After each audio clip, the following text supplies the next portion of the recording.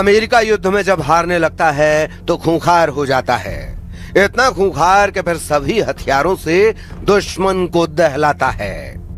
Trump ने साफ कह दिया है कि ईरान को जैसे भी हो हद में लाओ, ईरान को एटम प्रोग्राम पर फौरन समझौता करवाओ। अगर ईरान नहीं तैयार होता है तो फिर B-2 से बमबारी करो या टॉम हॉक से मारो, F-35 से हमला करो या मिनटमैन फोड़ो।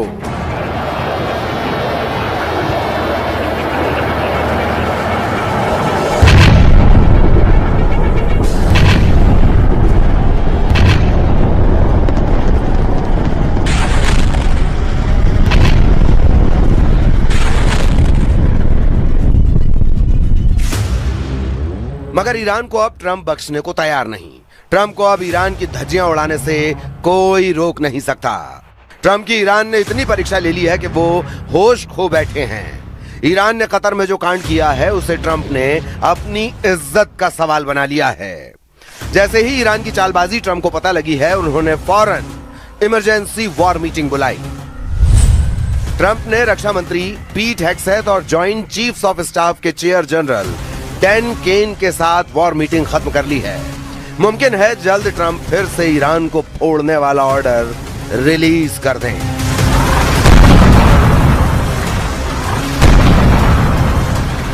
क्योंकि कतर में उनके अरमान कतरे कतरे में तब्दील हो चुके हैं। ईरान ने अमेरिका से 1-to-1 बात ही नहीं की। यही नहीं, खींचतान के बीच इराक की राजधानी बगदाद से धमाके और हवाई हमले की तस्वीर आ गई। वहां अमेरिकी दूतावास पर ड्रोन अटैक हुआ। तस्वीरों में दिख रहा यह इलाका बगदाद का सबसे सुरक्षित इलाका माना जाता है, लेकिन वहां हमला हुआ। रात में हुए हमले से पूरा इलाका गूंज उठा। आरोप लगा कि अटैक ईरान ने किया, वो भी ऐसे समय जब डील की वजह से अमेरिका और ईरान ने एक दूसरे पर हमले रोके हुए हैं। तो ऐसा कहीं से नहीं लग रहा कि ईरान अमेरिका से कोई बातचीत करने के मूड में है। बगदाद में अमेरिकी दूतावास ने तो जंग फिर से शुरू होने का खतरा भी बढ़ा दिया है। रही सही कसर कतर के दोहा में पूरी हो गई, क्योंकि वहां अमेरिका और ईरान के प्रतिनिधिमंडल की सीधी बात ही नहीं हुई और अमेरिकी प्रतिनिधिमंडल केवल कतर के प्रधानमंत्री से ही मिला। कतर में ट्रंप को चकमा देने के बाद ईरान ने यह धमकी भी दे डाली है कि वो युद्ध के लिए तैयार है।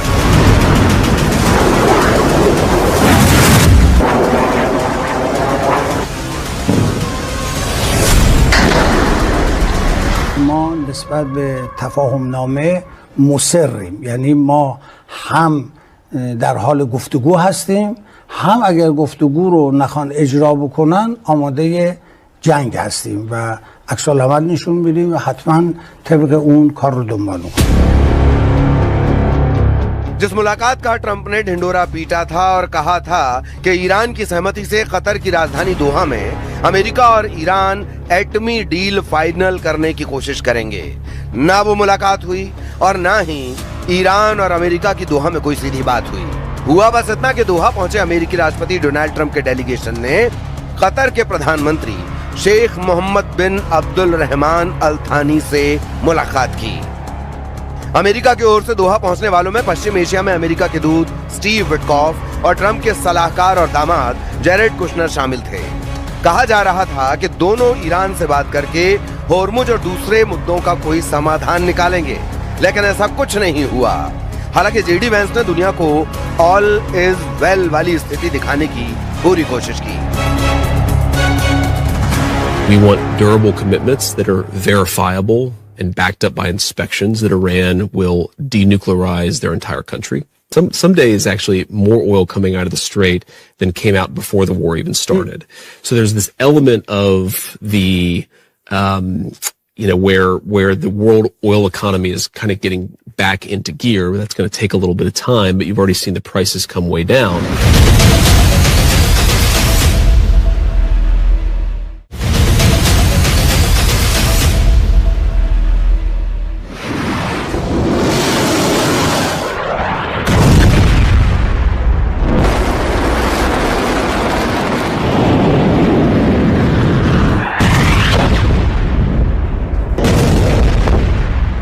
अमेरिका कोशिश कर रहा है कि डील पर ईरान उसकी बात माने हॉर्मुज में समझौते के आर्टिकल 5 को लागू करे, लेकिन ईरान नहीं झुक रहा।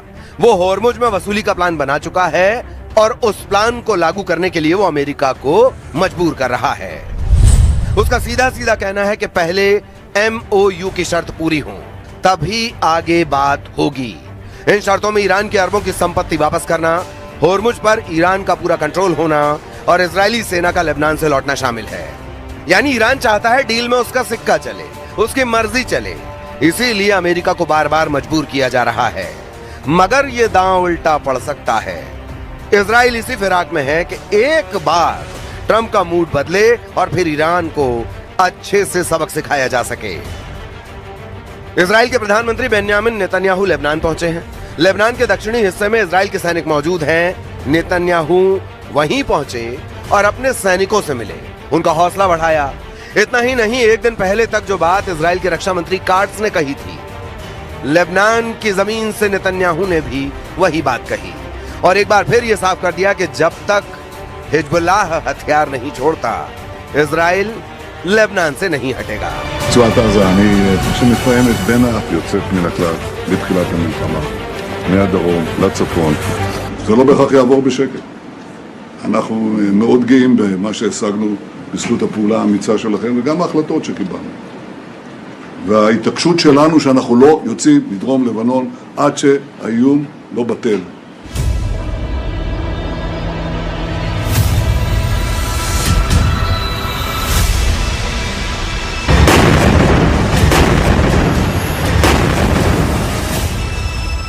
इजराइल का कहना है कि अगर ट्रंप बीच में नहीं आते तो अब तक लेबनान में हिजबुल्लाह को कुचल दिया जाता।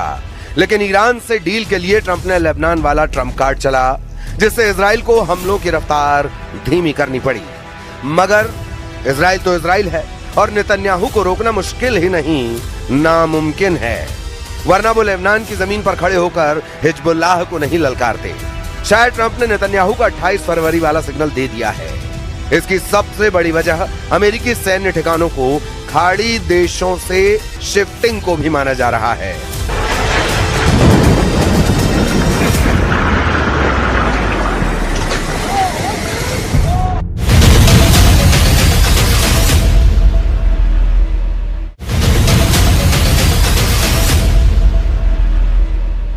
खाड़ी देशों में अमेरिका के कुल 89 सैन्य अड्डे हैं। ईरान ने युद्ध के दौरान इनमें सबसे अहम सैन्य ठिकानों को मिसाइलों और ड्रोन से दहलाया था।